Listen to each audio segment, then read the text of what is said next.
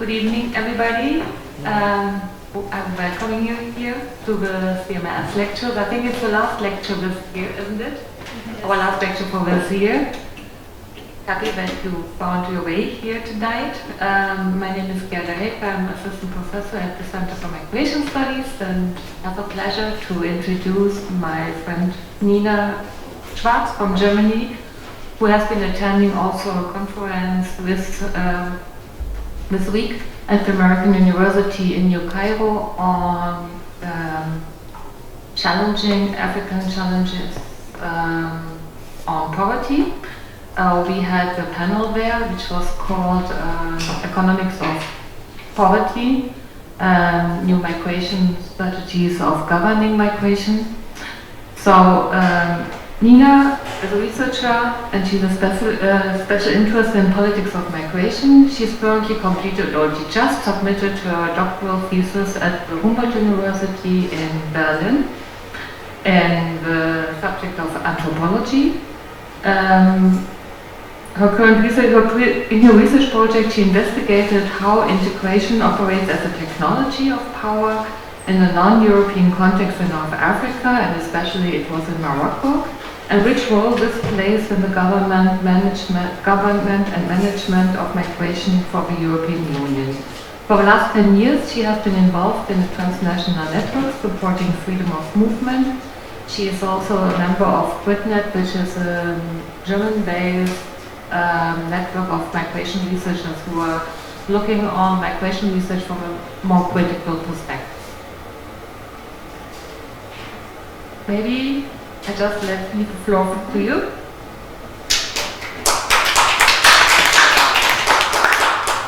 Hello. Gerda, thank you so much for your words, and thanks a lot for the invitation. You can hear me, yeah? Yeah. Good. So I'm really happy also to be here and to share my work with you. So I hope that we will have some time after the presentation to discuss my arguments, and also maybe we can relate to the situation in Egypt between integration programs in Egypt and Morocco. So let's see. But maybe first of all, I will give you a small input. For all the questions you have, maybe we can do it then after my presentation. So the title of my talk is Governing with Integration, Migration Control between North Africa and Europe. As Gerda just said, it is now a presentation coming out of my PhD research. I just submitted at Humboldt University, and I worked for this research the last 4 years. I did the research in Morocco and also in Germany. My research project is concerned with bilateral integration projects that have been established between the German government and Morocco. Morocco is a country that is of interest to European migration policy as a country of origin, but also as a country of transit.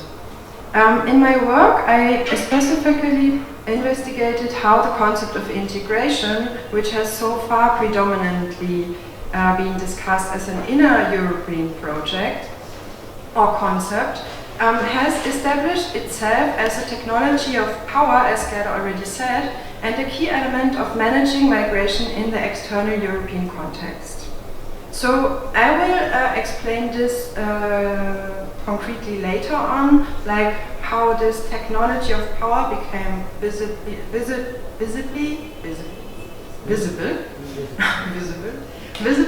through my empirical data and research I collected from my case studies. So my case studies are concerned with the work of the GIZ, which is the German Enterprise for International Cooperation, focusing on development aid, and the Catholic institution Caritas, the institution in Morocco, so not international Caritas, but the one in Morocco. There is one here also. Fine. So connected to these empirical data, I could observe in Morocco from 2019 to 2018 a shifting trend in the context of migration from humanitarian emergency aid, which was and is mostly practiced by religious institutions such as the Caritas, towards measures of integration and reintegration within the public sphere. So, putting it in more concrete terms, from 2015 to 2019, I examined, on the one hand, mainly German-funded projects focusing on aspects of integration for illegalized people on the move, living mostly in precarious conditions in Morocco by the Caritas Morocco. This project is called. And on the other hand, I focused on two integration projects by the Federal German Enterprise for International Cooperation, as I already said, the GIZ. So the GIZ in these two projects is focusing on the integration of registered, so legalized sub-Saharan migrants within the Kingdom of Morocco, and on the reintegration of Moroccans that have been repatriated or deported from Germany to Morocco. Amongst others, these projects focus on labor market integration and include the objective of reducing poverty among Moroccan nationals. So my study is a multi-level study. It is based on a mix of ethnographic methods and that include document analysis and the study of dispositives. And I want to contribute with this to the critical analysis of migration governmentality within border and migration regimes. It compromises participating observation and qualitative interviews with relevant representatives of the named institutions, so the GIZ and the Caritas, civil society actors, and representatives of migrant communities. For this research, just to make it maybe more clear, I lived from 2016 1 year on in Tangier, which is in the north of Morocco, and in general I traveled within the last 4 years between Germany and Morocco on a general base to follow up the changing developments in Morocco. I give you now a short overview about my presentation. I will first speak about the living conditions of migrants, sub-Saharan migrants in Morocco. Thereby I will connect also to the political background in Morocco, so the changes from the government, from the national government. And then the main part will be on the links between political discourses and integration projects. So the dispositive, I will give you now a short glimpse maybe of my arguments. After this we go, as I said, to the living conditions, and we will bring all this together then in the end.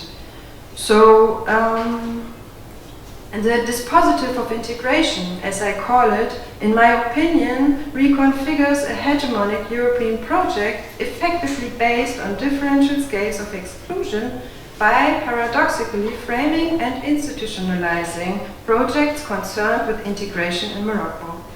I argue that humanitarian discourses prevail strongly within the integration dispositive and making some of the more repressive and exclusionary politics between Germany and Morocco possible.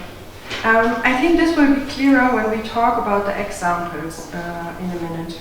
So taking rising anti-humanitarian discourses at the outer EU border in general into consideration, one can say of Morocco that humanitarianism has not been overthrown as a discourse in favor of simple anti-migrant rhetoric or practice. Rather, as I will explain more detailed later, deportation and displacement, police raids, and return programs ultimately enforcing anti-migrant politics flourish within the dispositive of integration, which I would argue legitimized itself with humanitarian discourses.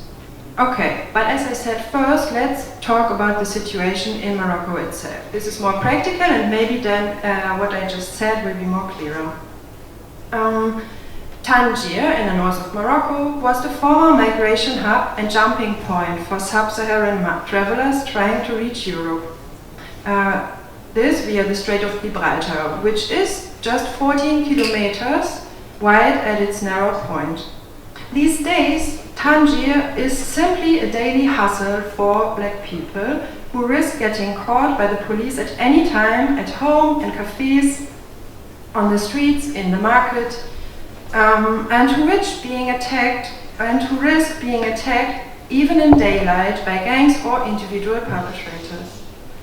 Crossing attempts to Europe by sub-Saharan travelers have declined remarkably, as it is not easy to organize crossings, also because the coastline is heavily militarized by Moroccans with the support of Europeans. Even if travelers are able to reach the water, most of the boats are intercepted by the Moroccan Navy because the Spanish engagement of search and rescue has significantly reduced. Repression mechanisms, such as arrests and deportations in Tangier and also other designated areas in Morocco, target travelers that are intercepted at sea, as well as people who have lived and worked in Morocco for many, many years. The frequent deportations from the northern border zones towards the south can be understood as a political method in order to regulate and to slow down migration movements. In this way, the Moroccan officials, they gain time, and also they can have a more precise overview of the transit routes and also the movements of migrants in general. So, I think what seems at first glance like an erratic selection of deportation destinations, with people sometimes being pushed, as we can see here, being pushed from Tangier just 100 kilometers in the south, or from Tangier to Dakhla, where you see an arrow, in Western Sahara, nearly 2,000 kilometers away from the original location, might in fact be a conscious control mechanism of the Moroccan state. Morocco needs to strike a balance between success in thwarting irregular migration towards Europe and maintaining pressure on the outer European borders to maintain also the financial flows.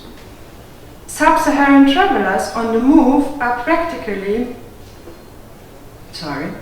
the sub-Saharan travelers on the move are practically banned from the city centers. They are hidden from the view of Moroccans as well as from the European public. This forms a second method of control, I would say. And in addition, we should also not forget that Morocco really benefits from the continuous crossings of people towards Europe. So, for example, a big part of the financial incoming support from Europe in the name of migration control is used for governmental development or infrastructure projects.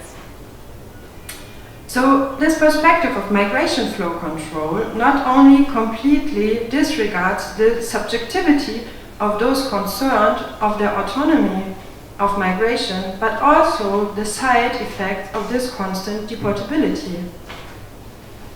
Social networks are disrupted by these deportations, and the deported have to reorient themselves again and again without possessions, often even without a phone. This, in effect, strengthens community ties, as people rely on mutual support in order to deal with this precarious situation. For the city of Tangier, large-scale raids, evictions are nothing new. A neighborhood in Tangier called Boukhalev has been evicted so many times, in some cases with lethal violence and incidents of mass eviction, that most of the former residents have meanwhile left the area and searched for shelter elsewhere, even outside the city, of course. We have here again a map so that you can orient yourself a bit. I said before, you see here in the north Tangier, and the Strait of Gibraltar, which is just 14 kilometers.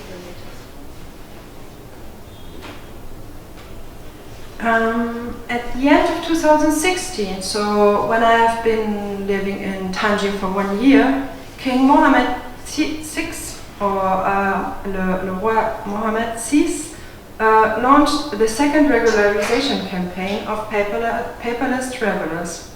At the same time, and this is what happened always after legalization or regularization campaigns, ironically, there were extensive checks, arrests and evictions throughout the country, as well as deportations to the Algerian border and the south of the country. Women and children were among the deported. Such incidents have happened much less in the previous years. But in 2017, for the first time since 2005, expulsions were conducted not only within the Moroccan state, but also through respective countries of origin. Also, I just got a call that also today there were 2 deportations from Morocco to Mali, for example, to the country of origin. So this is a practice which Morocco didn't have before 2017, but it's raising until now. The deportations were more inside within the country, but not really to the countries of origin. This changed. So this was ramped up in 2018, and the dynamics had continued throughout 2019, as I just said. In this context, I think it's important to know about the national government and what they changed concerning the migration politics, their own migration politics.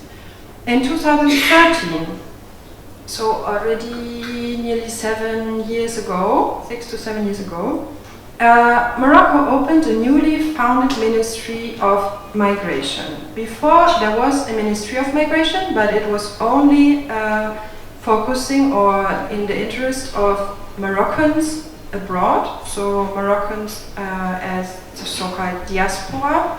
And in 2013, firstly, there was a newly founded migration ministry also for foreigners within the country of Morocco, or the foreigners. And Morocco also launched at the same time the so-called immigration strategy, the Stratégie Nationale d'Immigration, SNIA, is what they call it in French or in Morocco then. Followed by the announcement of 3 relevant migration laws concerning asylum, integration, and human trafficking. The last one was implemented in 2016, while there are still no regulations on asylum and integration provided by the state. So this is a really important point. Also, when I criticize the humanitarian approaches by the European Union and also by Morocco itself, we have to take in consideration that there is no asylum law right now implemented, that it is just the one about human trafficking, but not about integration and asylum. So there is no asylum system in Morocco.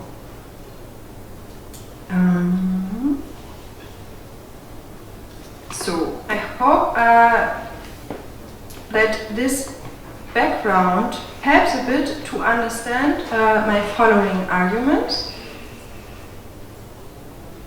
We can now have a look on the discourse of the integration projects by the German Development Aid Corporation, GIZ, and by the Caritas.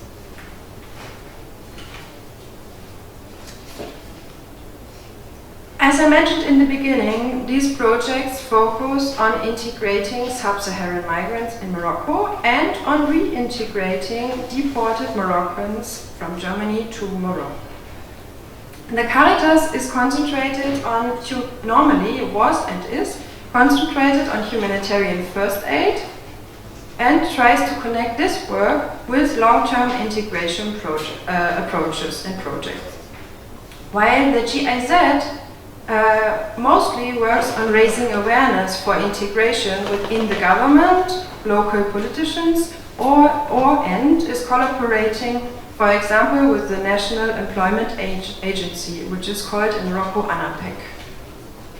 In this talk, I will for now not go deeper in the projects, in the concrete work of the projects on the ground to integrate migrants into the society. So if you are interested, we can have a talk later on in our discussion on this. My focus is instead here now on highlighting the specific mechanisms by which these projects are linked to a more broader scheme of migration management between the EU and North Africa, or more specifically, between the actors Germany and Morocco, and how one can conceptualize the border work of integration.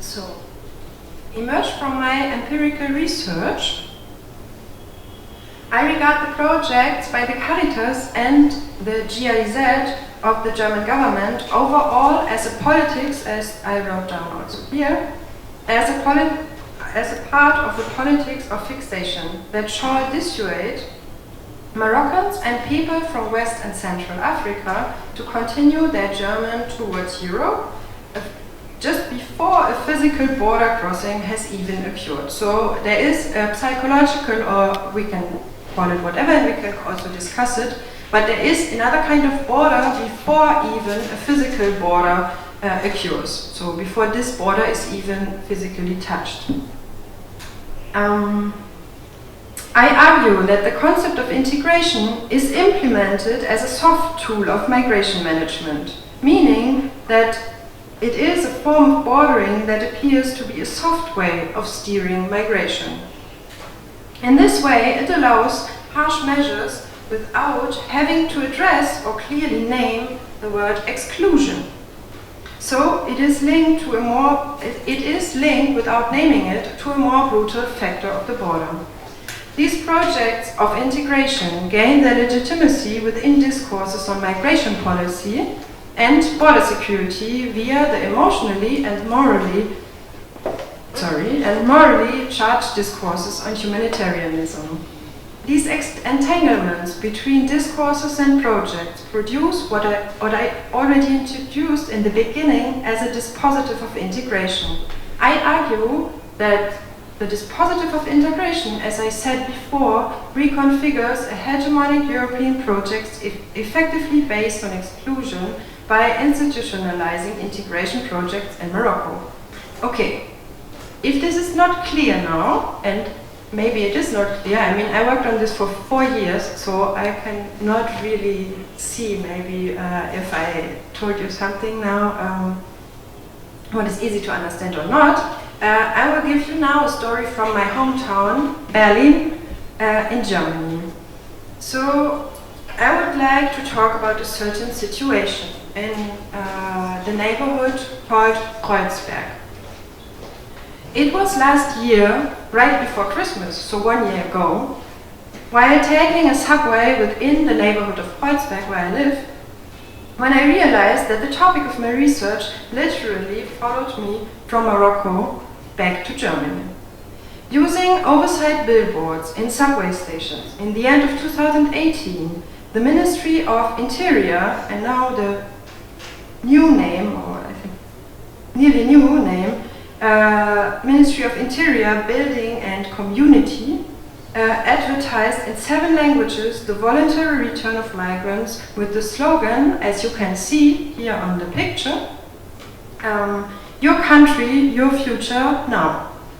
On 2,400 posters, the national flags of countries such as Afghanistan, Morocco and Syria, and also Turkey, were displayed nationwide. These advertisements, but also rental cost boni offered to voluntary returnees willing to return to their country of origin until the beginning of 2019, amplify the perception of many people not to be welcome anymore. The program Prospect Home, or in German Perspektive Heimat, behind this campaign directly mediates between Germany and partners of different countries of origin. thereby working together with the integration programs of the GIZ that I focus on in Morocco itself. So, the integration approach is not only designed to convince migrants to stay within the countries of origin or transit, it is used to organize returns and removals of migrants in Europe and to reintegrate repatriates in countries such as Afghanistan or Morocco. So, what is now the connection between precarity and poverty of migrants in Morocco and in Berlin? As I said, in Morocco, do I have a? No. In Morocco, I could observe from 2015 onwards a shifting trend from humanitarian emergency aid towards measures of integration and immigration policy. Interestingly, as my empirical data shows, in Germany, the discourse has shifted in the opposite direction. Here, the focus is on fine-tuning ambitious holistic return programs that shift the focus away also from a political responsibility concerning integration in Germany itself. The inner political German and also European focus on repatriation is linked to the establishment of such integration programs in countries like Morocco and North Africa in general and in the Middle East. And they are gathered together under the slogan of fight root causes of migration within the framework of development measures. I would argue that these threads converge in the following point. So, organizations like the GIZ combine expertise of domestic and foreign politics and are positioned as a hinge between development aid and migration management in domestic and foreign settings. On the other hand, the Charité, these organizations like the Caritas take part in a new rationality as they service the rationale of migration politics of the European Union by also implementing integration projects at the external borders of the European Union. And they are thus deeply intervened with migration management.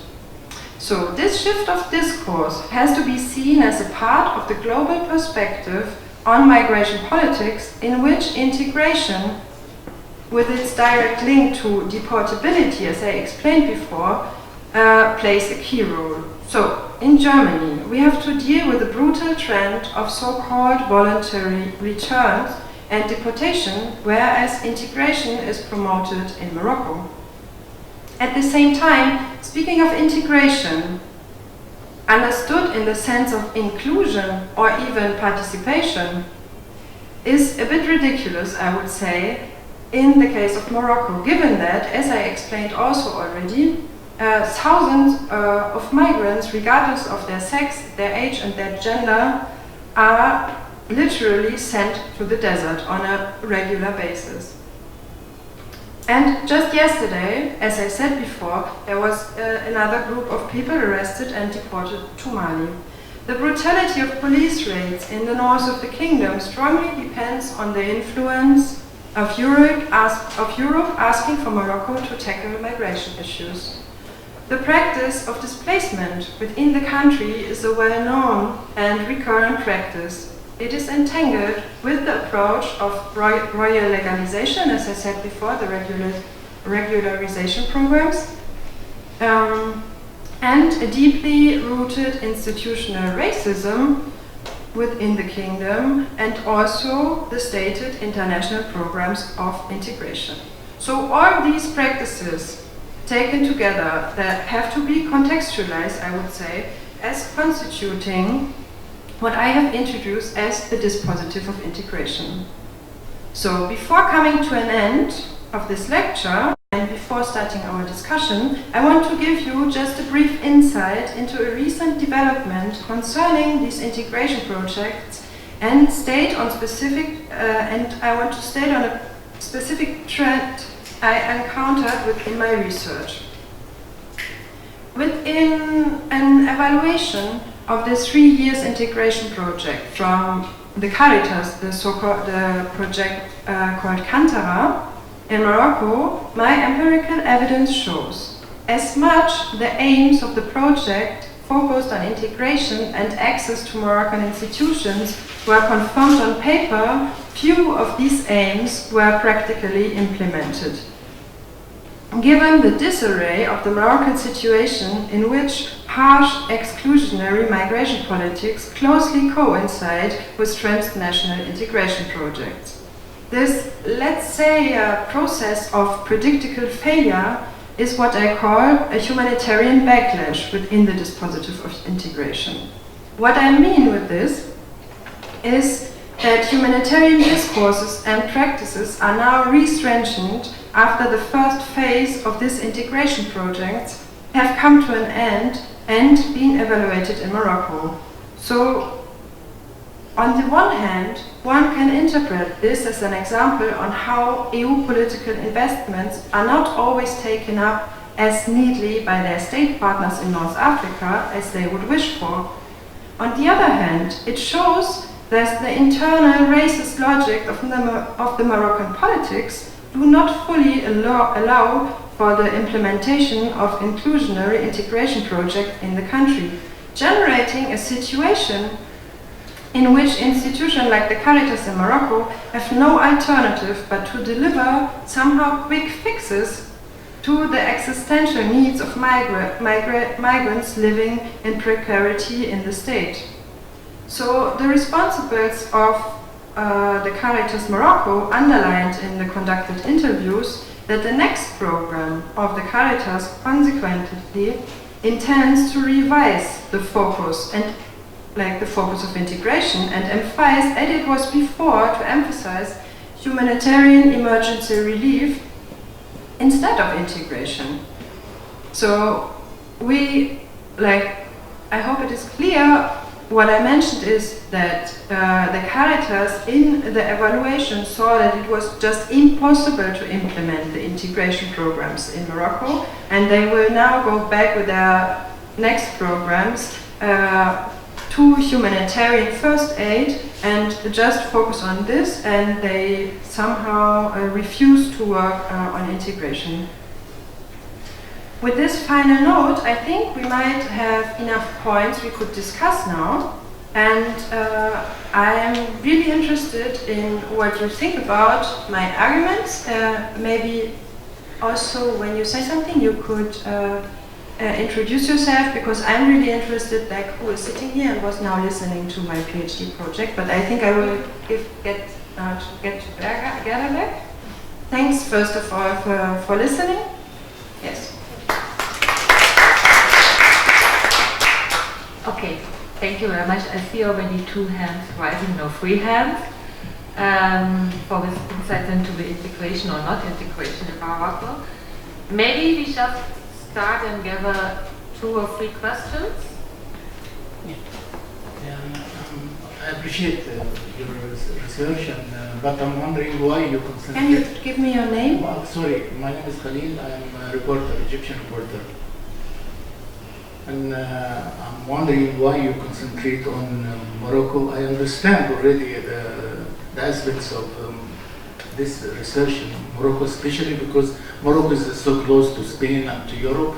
But I have made a story and big report about migration and migrants from Africa by the Egyptian border. Because we had, as you know, a very big or wide border to the Mediterranean, to Italy and to Spain also as well. But the circumstances of the migrants is same, yeah. And I appreciate, and we do understand that Germany has a very active role as the richest country in EU, and they receive lots of Syrian migrants, refugees, and also from Africa. But if you will put Egypt as a case study on your next research, that will be very useful, because too many aspects in here. It's close also to the European border from the sea and the political restriction also, and too many Africans came to Egypt to migrate from Egypt. But also I have a recommendation, because the European Union, when they send them fund to improve the circumstances in Africa or some Arab countries like Europe, like Morocco, as you said, this fund goes to the government. Sometimes they don't improve the circumstances of the people or the poverty, and they didn't try to enhance the level of life, of living for the people by this fund, which is supposed to be for this specialist, this point. But I don't know if the European Union has a program to exist, the programs for poverty, to improve the circumstances of this, the poverty, and some African countries, those who send the majority of migrants, and if they have a policy to exist, some projects to create projects, microfinance or something like that to the people, to stop them from migration to Europe. If they have, or if they can do with the governments, of course, that will be great. Yeah. Thanks. Thank you. I guess it was more of a comment, not a great question. Back there's another question. Please. Researcher and also recently an author. Amazingly enough, I wrote a short story where an immigration inspector, a European, is in Egypt, and he goes to individual houses and apartments and tries to convince people to stay and not leave, young people, and say, we'll give you money, we'll help you set up a company, we'll get you a bank account, we'll credentialize all your degrees and that kind of thing. I think that would work much better than the policies they're doing here. Just a quick question. Given Germany's very well-developed relationship with Turkey, do they have initiatives like this with Turkey, especially concerning with Syrian migrants and things like that? Exactly the same. Yeah. Is that the It's a quick original? answer. Is that the model they're using? Is that the model they're using? The model they did with Turkey, use it elsewhere? It's a different model because Turkey has different politics for migrants. And Turkey has also different politics regarding foreign institutions who are working on the ground. So most of the institutions who are working in Turkey for migrants in Turkey are Turkish institutions at the moment. Most of them, not all. Interesting. Immediate assistance, and then long-term, which is basically the livelihood type of assistance. Have you been able to identify an intermediate type of intervention where it meets the needs of the refugees and beneficiaries in developing countries, but as much remains still interesting for the donors to fund? So a new type of interventions that we haven't really tested in the last decade, where the Syrian crisis have put the humanitarian assistance into test, basically. So yeah, that was. Have you been able to identify any kind of these projects? Maybe we'll take one more question and then we'll do another round. From the man in black, were you finished with your question? You had something more? No, okay, sorry. I was asking my friend if he wanted to ask. Hi, my name is Noura. I'm an LLM student at the AUC, and I work at the ICRC in Cairo delegation.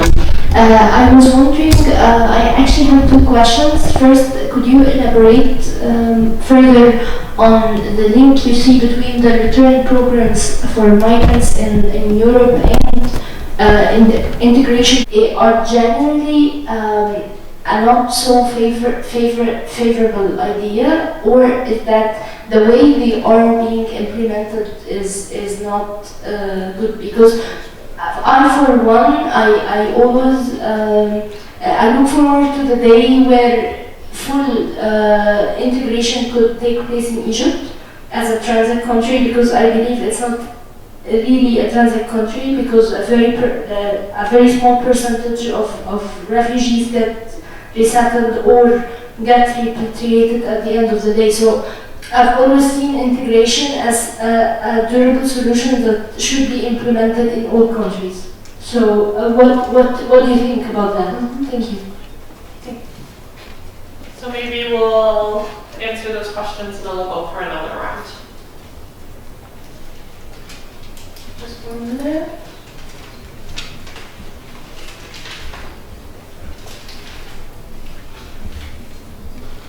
So thank you for your comments and your questions. Maybe just to start with a comment towards what you said. Why Morocco? Because I think it's important to talk about this. The Morocco is like as a role model in these days in the North African country, I would say. I know that I met a lot of people here in Egypt or in Cairo that said the same. They said the same about Egypt. So maybe it's also just my subjectivity inside. Concerning the money, like the financial amounts, I would say it makes sense to check out Morocco. But of course, it makes also sense to have case studies along the whole coast and also in the Middle East, of course. I don't think that it is about stopping migration movements, and I also don't think that if you give people money to live and to eat, that people will stop moving. I think that we already, migration is a phenomenon we have since ever. And I also don't think that actors like the GIZ or the Caritas, even the German government, I don't think that they have in mind really to stop migration. Even if they have it in mind, we all know that they will not succeed with it. No, I didn't think that. I said if the European Union try to help it.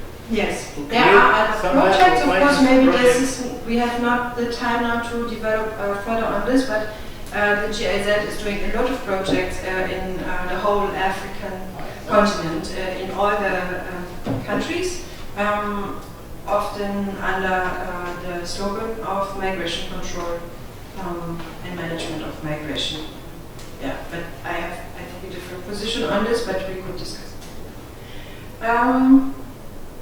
So, I think this question was answered by you concerning Turkey and concerning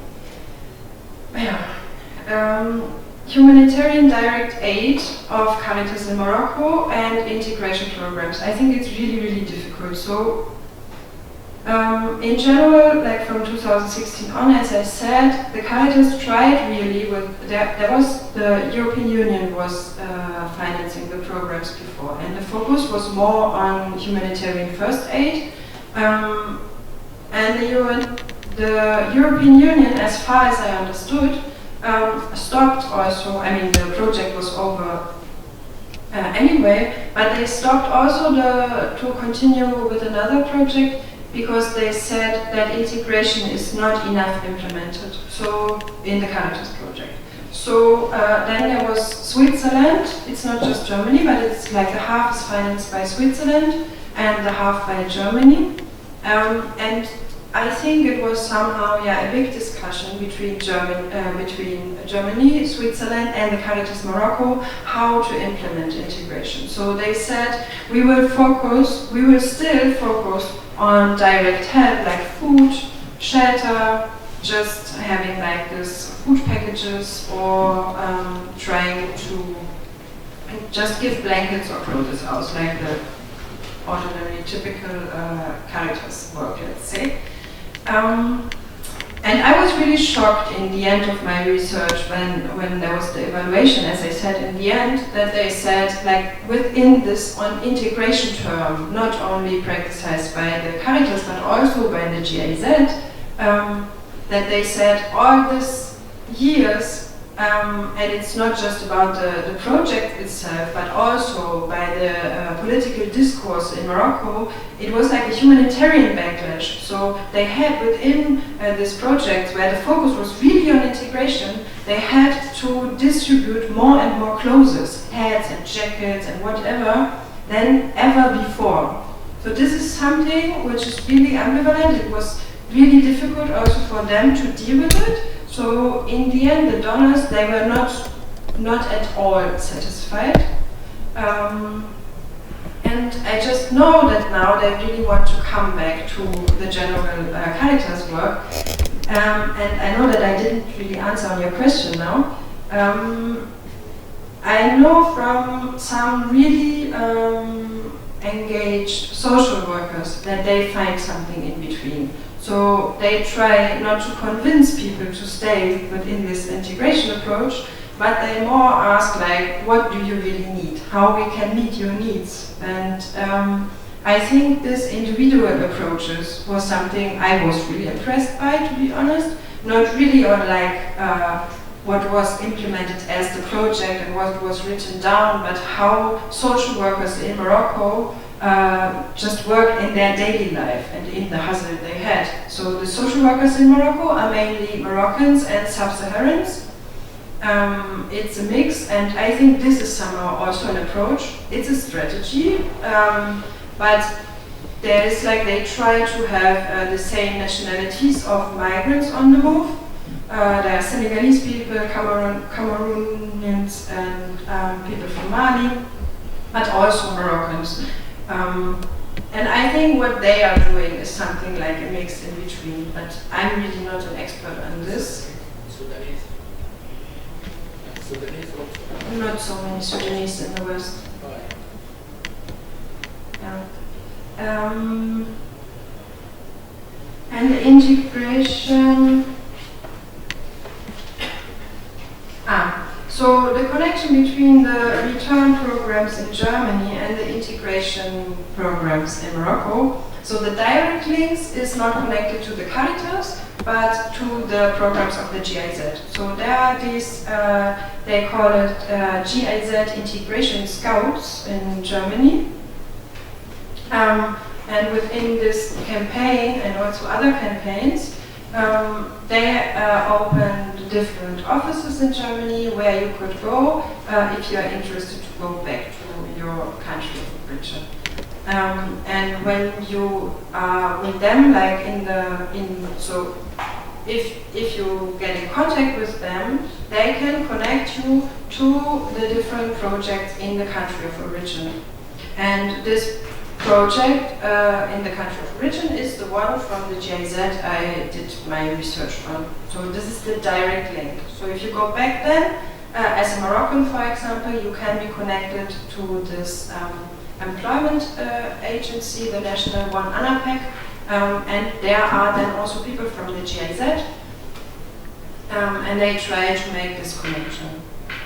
And there is no asylum system, and UNHCR is still organizing the asylum procedure in Morocco. I think this has to be a first step to somehow establish integration concept within the country. And I think also that it is problematic to see on which base, so what is the base of these integration programs? The base is more to stop migration towards Europe than really to establish a proper system in this country, no? And there are a lot of people, they like to stay in Morocco. But as I said before, concerning the conditions of migrants in Morocco, they are working there, they're having their all-day life in Morocco, children are going to school, but they can be deported at every minute.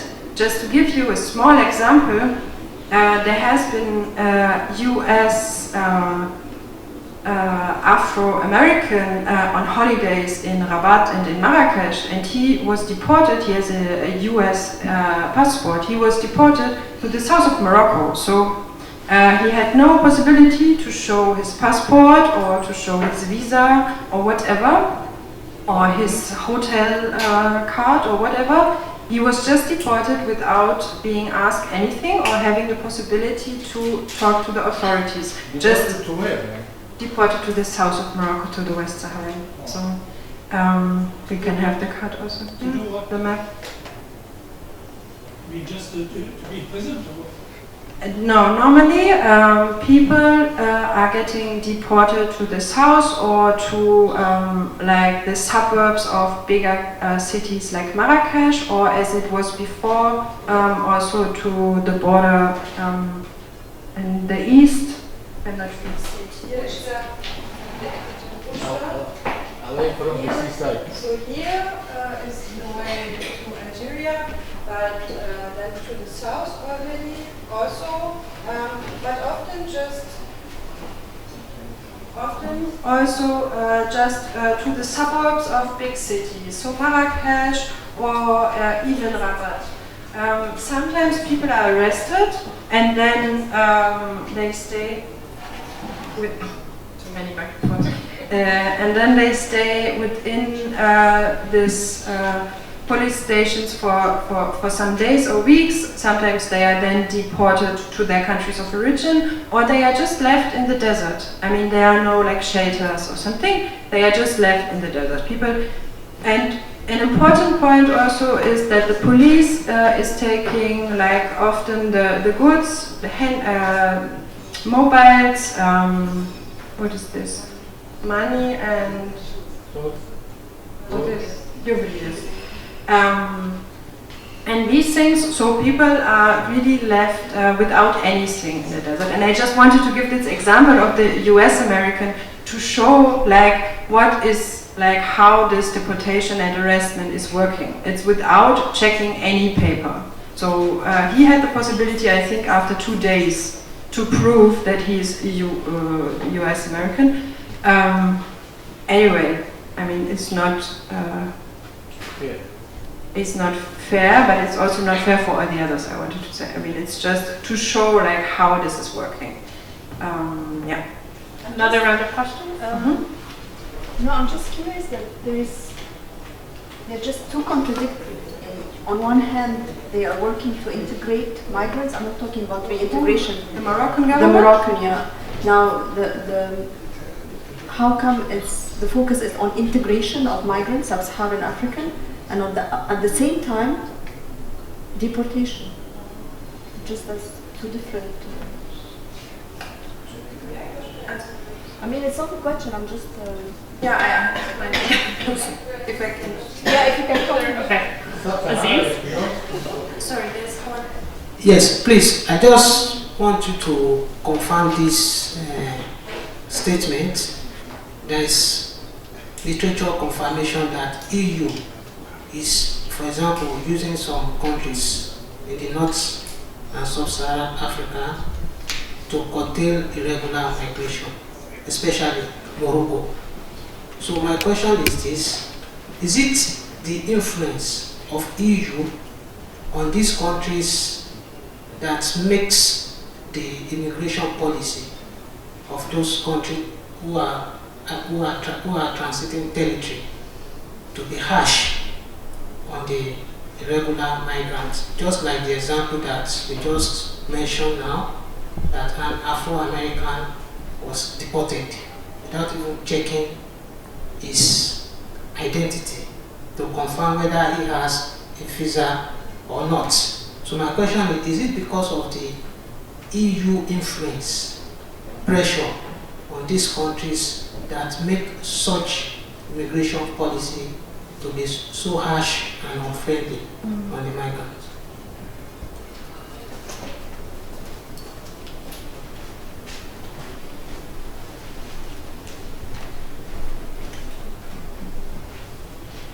Thank you very much. To follow the other questions,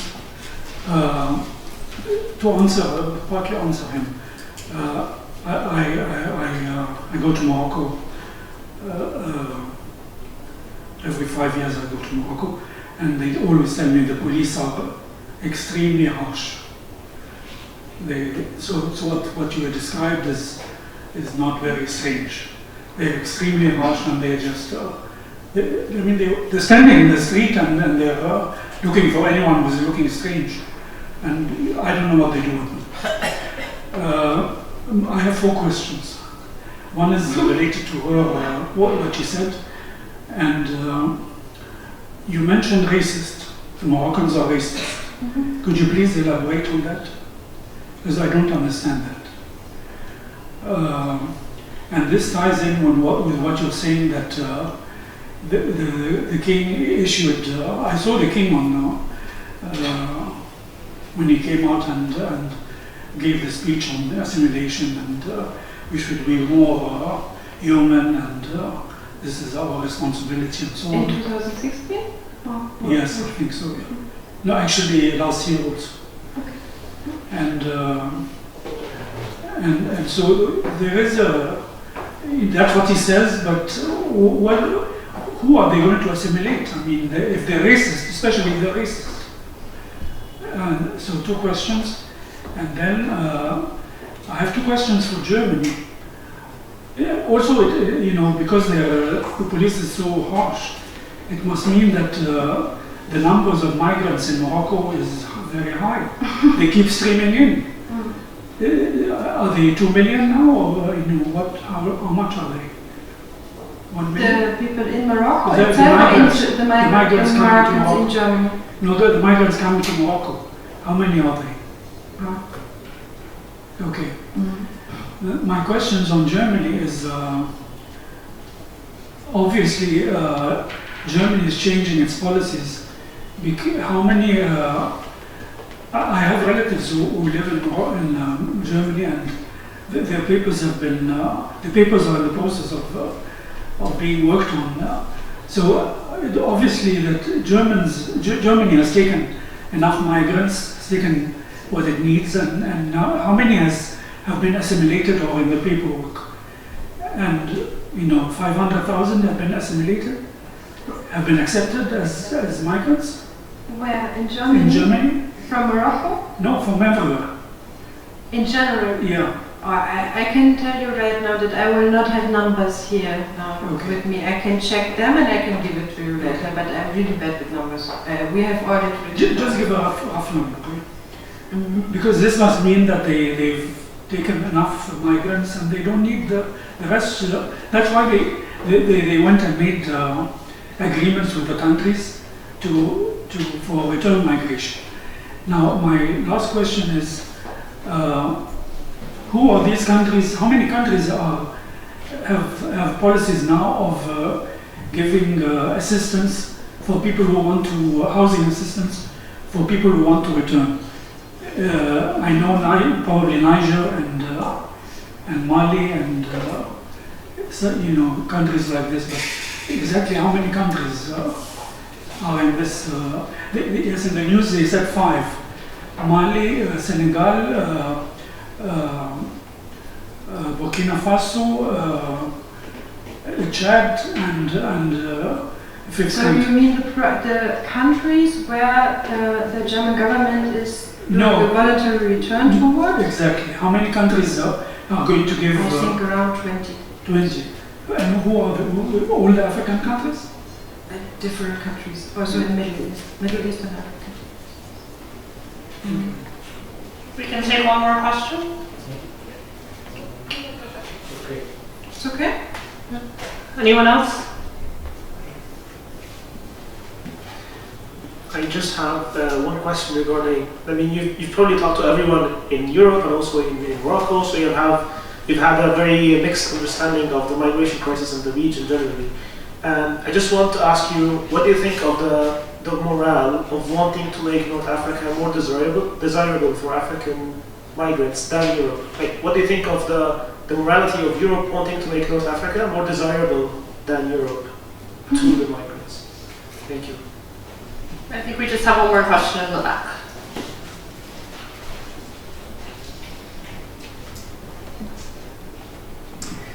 How will the recent development concerning migrants affect public opinion in Germany and its influence or consequences in competition among political parties in Germany?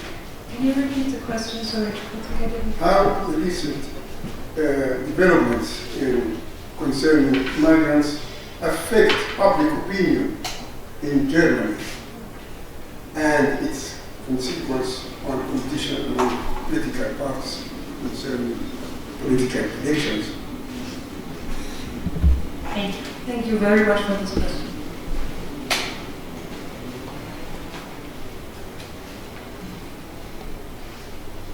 Okay.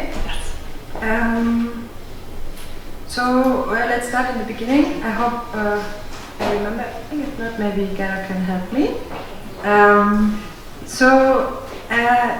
I think you raised a really important point, and I think we could have just an event on like positions of North African countries in Africa and in connection to the European Union. It's really, really interesting. I would say also from a post-colonial perspective. So Morocco, I think the Moroccan government has a lot of interest and also a lot of power. It is, as I said before, is like benefiting and also depending on crossings from migrants towards Europe. So if there are no crossings, also the financial income will get down, right? So, and as I said before, there is this, this money is used a lot for infrastructural projects. This is like the European side, and on the other side, Morocco came back to the African Union just recently.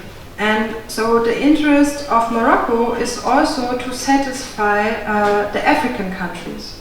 So it's really important for Morocco to have a good connection to Senegal, to Côte d'Ivoire, and other countries in the west of Africa. They are expanding on an economical level a lot in these regions. And I think it's not really a burden. I saw a lot of analysis, they say it's somehow a burden that they have to be between this, like dancing in between of Africa and Europe. But I think like it's the benefit of this and a strategy from this position.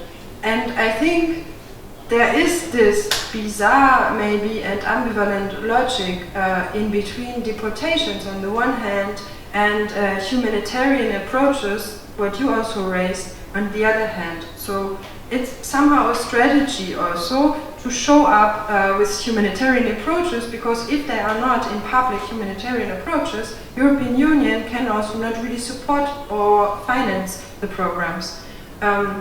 In the end, I would then also say, and this comes to the question after, that the humanitarian influence maybe is not, we cannot give all the guilt to Europe, I know. I mean, I would like to, but it's not possible, and it's also not very smart. So I would say that it's not like just due to the influence of Europe that there are these harsh treatments towards migrants in Morocco, but it is accepted and it is somehow repudiated.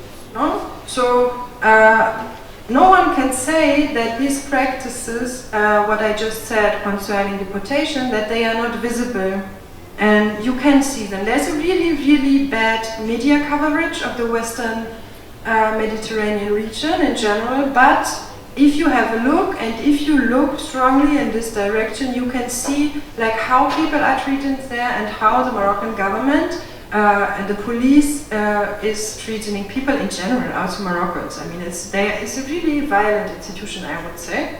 It's just my opinion. And I think that the European Union is accepting this kind of practices, is reproducing also this violent habit. So let's not say it's the guilt of the European Union, but of course the influence of the European Union and European member states is reproducing this harsh treatment of migrants.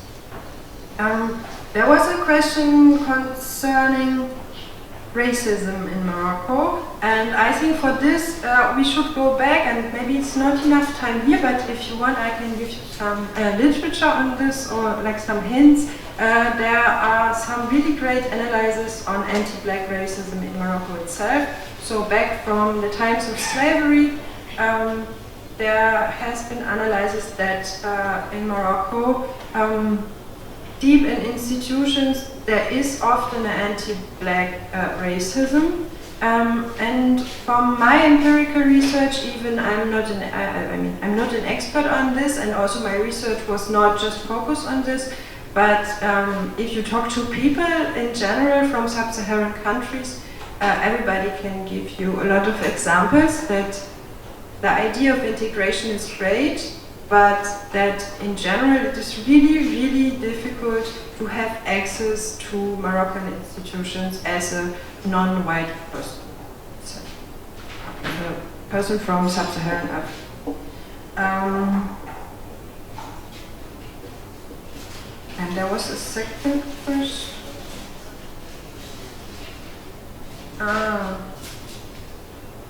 There was, but before you asked about the numbers, I'm not able to give you numbers now, but I can give it to you in some minutes. If I have some time, I can write it down. In 2018, I think this was a really important point. Summer 2018, we also call it the summer of the Western Mediterranean. Like we had in 2015, a lot of people came from Syria and on the Balkan, and in 2018 it was the summer in the Western Mediterranean where a lot of people were crossing, so there was this shift in the attention, the public attention, political attention shifted towards the Western Mediterranean, and I think Frontex in this time also said, now it's a warning moment, too many people are coming to Europe, and I think we should get the numbers from this point. I spend my phone. And there was also then, this was the moment when Angela Merkel directly came 2 days after to Spain and discussed with the Prime Minister, then also came to Morocco, and all the ministries were also traveling to Morocco and to North Africa in general. So with this peak, I would say it's an important point concerning numbers and change within the financial flows. I think also what is really important concerning numbers, when we talk about Moroccans in Germany, the number is so small. Like there are some Moroccans in Germany, and there are some really small number. They do the voluntary return. I have no idea how many, maybe 3 or 5. I mean, it's really ridiculous. And I think that these programs are more established for German, for the Germans itself, also really connected to elections in Germany and let's say right-wing political climate, and the change also what we right now have in Germany, and it is something which is affecting the discourse, but it's not really for concerning like numbers, like to raise the numbers of deportees, but more to affect their own political discourse in Germany. To get, I mean, we have a right-wing party, a newly founded, not newly, but a newly raised right-wing party, which is called the AfD, and of course all the other parties, mainly the conservative ones, which are also in the government now with the Social Democrats, they have the interest to get the voters also from this side, and I think it's a question of the political discourse. And I think then one can say, I mean, that when we talk about the migration crisis and this moral discourse, like if I understood right, it was about like how Europe is making North Africa like a preferable place for migrants. All this comes together within this discourse I just described, and this is not just a German one, but it's a European one. And we are in times of, it's, okay, now it's about climate change, but just some weeks, like it feels for me, some weeks before it was migration always the top of the agenda. Since 2015, it is really, really important to show up with new ideas of migration management. And of course, it's a really good strategy in making North Africa an interesting hub for migrants or for people coming from the more south. But I think what is maybe more interesting is that GIZ, for example, just established another form of project, which is not just what I said, this bilateral thing between Germany and Morocco, but also between Germany, Morocco, and for instance Senegal, or Germany and Morocco, for instance Côte d'Ivoire, so that the idea of integration and reintegration is like established between 3 countries, and that then Morocco can do the same like practices what Germany is doing towards Morocco with countries more south. And I think this is a really important development also, because within this project Morocco can show to the African partners that they are interested in like investing in Senegal or in Côte d'Ivoire. But also can make sure to have like the overview about the migration movements between Morocco and Senegal, for instance. And of course, this is of interest for Germany as a country, then from the European Union, to have the overview about both of the countries and the migration management. So what we see is like that migration control through development aid, or in the name of development aid, is going deeper and deeper into the African country. And the question, for instance, is then one day, like, where is really the European border? I mean, where can we localize the European border? For me, it's not just between Tangier and Tarifa, but it's like within, you find the European border all over the African continent. I think this is the problem.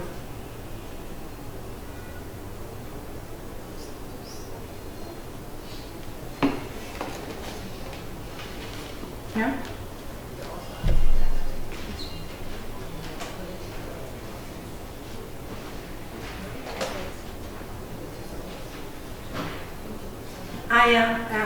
I hope that I answered on your question a bit when I talked about Germany, and that these measures by the German government are, if we see like the real effects of the programs in Morocco, it's really clear that it's, but this I think I said before, is not like, it's not about the real effects in Morocco, but it's an important part is to reach to the German public and to show in Germany that Germany is doing something, like helping people, supporting people in terms of development aid in North Africa or in other African countries. So also, the narrative is quite direct that development aid, I would say in Germany it's quite direct, that development aid is connected to migration control, and that the German public, like Germans, are like that it's the interest of the German government to establish this narrative also, that yes, we are taking care, Germany is taking care of migration management and making people stay, if possible, out of Europe. I think this is a really important point within the public sphere in Germany itself. Why out of Europe? You need them in Europe. Sorry? You need them in Europe because you have a lack of... I want to make clear that it's not my position what I just said. Yes, of course, and there are approaches from the German government and also from the GIZ, like concerning circular migration, that the idea is to bring, for example, people from Morocco to Germany to study there or to work in Germany, to do somehow an exchange of knowledge, to receive knowledge, and then to go back to Morocco to work with this knowledge then in their own country. But I think it's not really about a circular movement or not at all about freedom of movement, but it's more about the economical part and the managing of labor force, I would say, between Europe and North Africa. in the interest of the European Union. So there is, of course, this approach. Any final questions? Was dressing lecture and Okay, just Aziz and then we'll get one minute. You mentioned the economic interest of Europe. Is it being done indirectly? Because there is argument that in the, let me say, literature, migration literature, that irregular migration is beneficial to the destination. For example, those people who are moving irregularly as an irregular migrant to Europe, for example, they will be engaged at a cheaper wage, maybe by firm or company, compared to those who came in as regular migrants, because they will have all their papers and they have claims to all the benefits as a regular migrant. So my question now is, you mentioned that the European Union also has economic interest in engaging with North African countries in coordinating the migration of people or the regular movement of people. With African countries? Yes. That like, just like externalization of European border into the African territory. So my question is, with the economic interest of EU and the claim that a regular migrant indirectly is beneficial to the destination. So I want you to clarify those two angles. Is EU encouraging regular migrants to come over, or they are indirectly encouraging irregular migration through their policies or through some kind of underneath tactics or mechanism? I think my question is clear. Yes. Any other final questions?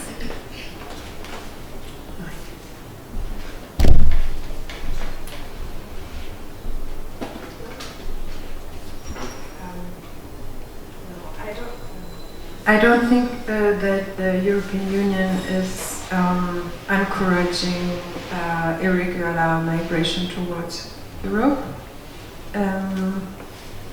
I think also that there are not really legal, there are a really small amount of programs through which you can come legally to Europe, and for this you need to have a special background concerning your situation of finances, for example. You need a certain access to education. Of course there's an interest, but this is also different within the European Union, so I think we cannot talk about the whole European Union within the so there are different interests from the European member states. For instance, there's Ukraine and Italy, there's Poland. They are even, their right-wing approach is much higher than in other countries, let's say. So I think they have not really an interest of having more legal measures to support people coming to their country. But Germany, for instance, I would say has an interest and is also developing some kind of projects we just had a new law concerning this. So they just came out with it. But I think it is more something like the access towards this ways of legal migration is really, really limited. And we cannot talk about, I don't know, poverty reduction or the fight against poverty when we talk about these legal programs. So these legal programs are more for like more upper class people with access to high education, with an access or a background of finances, or I don't know, like better situated people, I would say. Like, we all know that the poorest of the poor, they cannot even move. So irregular migration is done by a lot of people, but they also need the means and the money to move. No? And right now, the approach in Germany, I would say, is that some kind of, let's say, migrants, like some kinds of business is asked for, like branches, but in general, there is still a really harsh anti-migrant approach to Germany, unfortunately. Within the public sphere, but also in the government, I would say. We will have elections in next year, right? Next year, German's year? Next year, no? Yeah. So, for sure, our president will change because she will step back. So, I'm really afraid of the new approach of the German government, to be honest. And yeah, I don't know if I really answered on your question. Now I lost myself. So Election for Prime Minister or President? Sorry? Election for Prime Minister or President? The government. For the government. The government. Oh yeah, so it means the Prime Minister. Also. No, it's 2021. Sorry? It's the following. 22. 2021. 21. Yes, right. Yes, it's, yeah, okay. We are nearly 20. We hope results. I also thought that right. So thank you everyone for coming out. Thanks to our moderator, Dr. Gerda Heck, and of course our lovely presenter, Nina Schwartz. And thank you all for attending. We're going to take a short break from our seminars in January as AUC is on intersession break, but hopefully we'll start again in February, and we hope to see you all again in our spring semester seminars. So thank you very much. Thank you very much.